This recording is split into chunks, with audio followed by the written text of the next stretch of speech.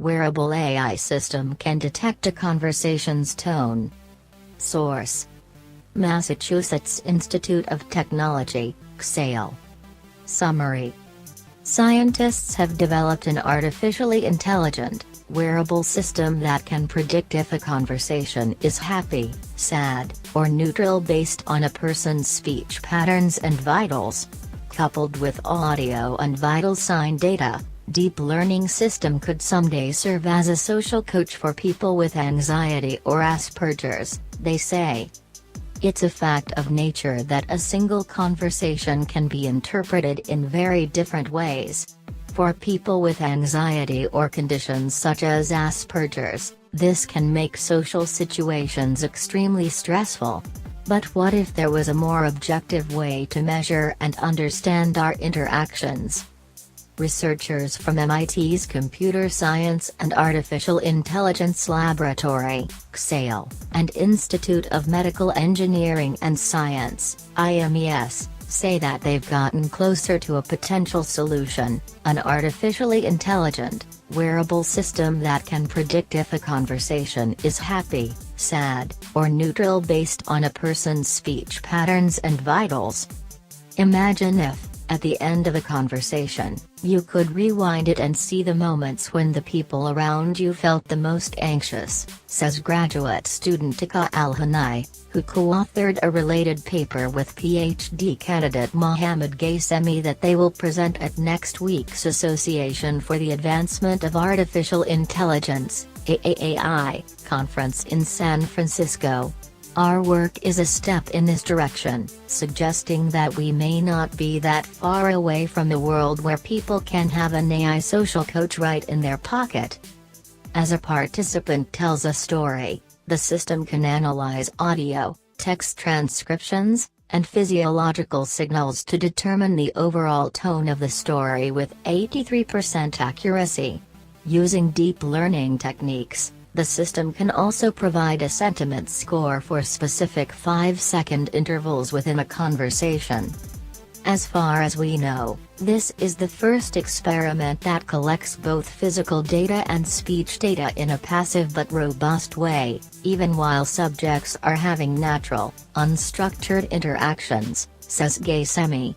Our results show that it's possible to classify the emotional tone of conversations in real time. The researchers say that the system's performance would be further improved by having multiple people in a conversation use it on their smartwatches, creating more data to be analyzed by their algorithms. The team is keen to point out that they developed the system with privacy strongly in mind. The algorithm runs locally on a user's device as a way of protecting personal information. Al-Hanai says that a consumer version would obviously need clear protocols for getting consent from the people involved in the conversations. How it works. Many emotion detection studies show participants happy and sad videos, or ask them to artificially act out specific emotive states. But in an effort to elicit more organic emotions, the team instead asked subjects to tell a happy or sad story of their own choosing. Subjects wore a Samsung Simband, a research device that captures high-resolution physiological waveforms to measure features such as movement, heart rate, blood pressure, blood flow, and skin temperature. The system also captured audio data and text transcripts to analyze the speaker's tone, pitch, energy, and vocabulary. The team's usage of consumer market devices for collecting physiological data and speech data shows how close we are to having such tools in everyday devices, says Bjorn Schuler, professor and chair of Complex and Intelligent Systems at the University of Passau in Germany, who was not involved in the research. Technology could soon feel much more emotionally intelligent, or even emotional itself. After capturing 31 different conversations of several minutes each, the team trained 2 algorithms on the data. One classified the overall nature of a conversation as either happy or sad, while the second classified each 5-second block of every conversation as positive, negative, or neutral.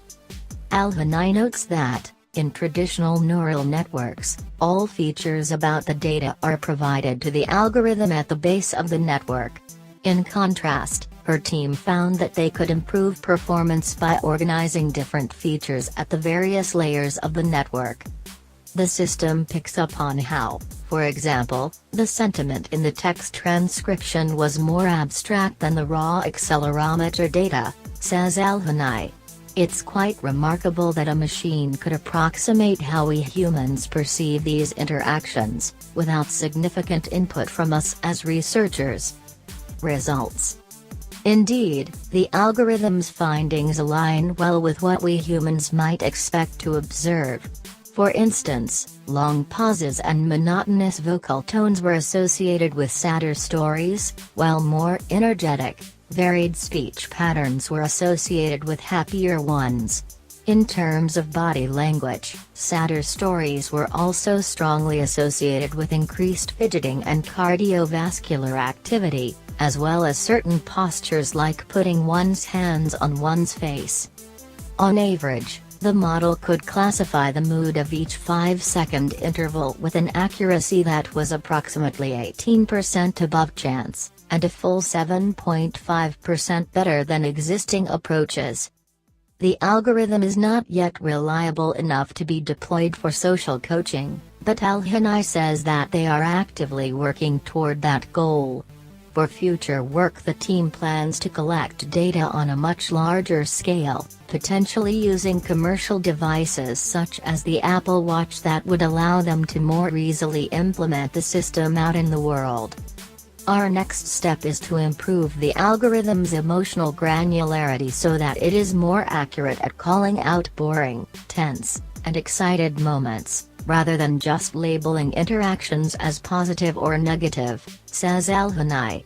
Developing technology that can take the pulse of human emotions has the potential to dramatically improve how we communicate with each other. When you back it up, then you drop it down low.